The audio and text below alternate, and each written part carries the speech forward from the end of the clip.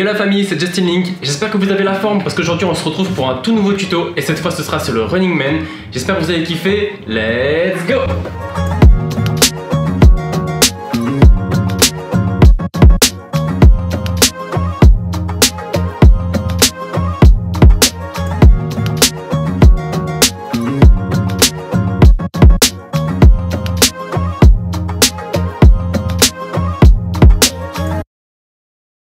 Ok, donc c'est parti, aujourd'hui on va voir un pas de shuffle qui s'appelle le Running Man. Faut juste savoir qu'en fait de base c'est un pas hip-hop qui a été repris dans le shuffle, simplement. Avant de passer aux explications, je vous invite d'ores et déjà à vous abonner, activer la cloche et mettre un petit like, ça fait toujours plaisir. Comme ça en fait vous pourrez suivre les prochains tutos qui vont sortir cette semaine. Ok, donc let's go, on va se mettre directement de profil.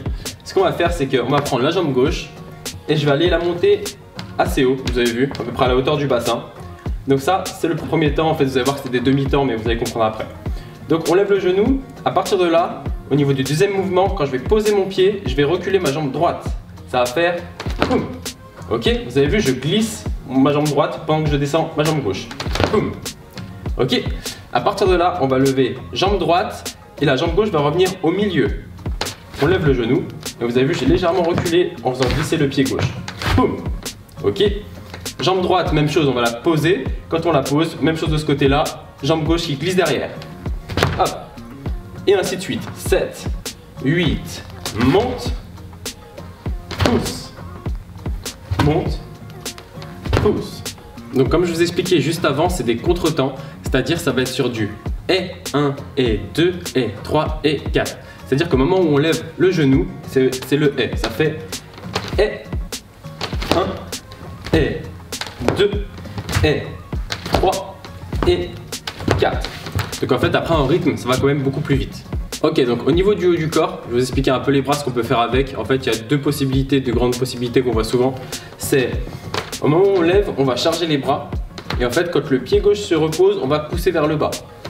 Pousse, remonte, pousse, remonte. Vous avez vu en fait, les bras suivent le genou. À chaque fois que le genou monte, on lève les bras et on pousse le genou. Et la deuxième possibilité au niveau des bras, c'est cette fois de pousser. C'est un peu le même principe, c'est quand on lève le genou, on charge, et quand on pose le genou, on pousse. Ok? Donc le timing c'est, quand on lève le genou, on ramène les mains, et quand on descend le genou, on pousse. On ramène, pousse, ramène, pousse. Ok, donc c'est parti, on va faire ça avec les temps. On va commencer doucement, et juste après on le fera un peu plus rapidement. Au niveau des bras, vous faites un peu ce que vous voulez. Vous utilisez soit celui-là, soit celui-là. C'est parti, 5, 6, 7, 8, et 1, et 2, et 3, et 4, et 5, et 6, et 7, et 8. Et maintenant on va le faire un peu plus rapidement. C'est parti, 5, 6, 7, 8, et 1, et 2, et 3, et 4, et 5, et 6, et 7, et 8. Donc voilà, en tout cas j'espère que vous avez bien compris le pas. Si vous avez des questions, n'hésitez pas à mettre ça dans les commentaires. Maintenant, une fois qu'on maîtrise bien ce pas, il y a une petite variante qui est vraiment sympa à faire en fait, c'est de pouvoir se déplacer avec ce pas. Pour se déplacer, je vais vous expliquer un peu comment ça se passe.